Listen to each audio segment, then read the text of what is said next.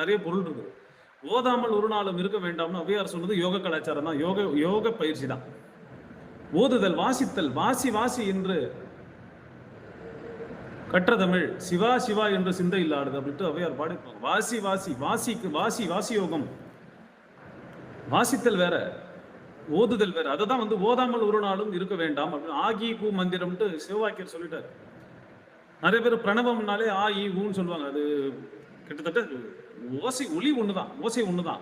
ஆகி கூ மந்திரம் அப்படின்ட்டு சிவவாக்கியரே சொல்லிட்டு போயிருக்கு. அப்போ வாசித்தல், ஓதாமல் ஒரு நாளும் இருக்க வேண்டாம்ன்றதுக்கான பொருள் வாசிக்காம, வாசி யோகம் செய்யாம, வாசிக்காம இருக்க முடியாது. முதல்ல ஒரு மனுஷன் மூச்சு விடாம டெய்லி ஒரு நாள் இருக்க முடியுமா? அப்படி இருந்தானா ஒரு பணம் இல்லைங்களா?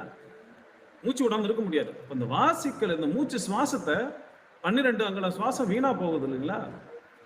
12 அங்குல சுவாசத்தை நீட்டிச்சு வாசி யோகத்தின் மூலியமா அந்த சுவாசத்தை பெரிதுபடுத்தணும்.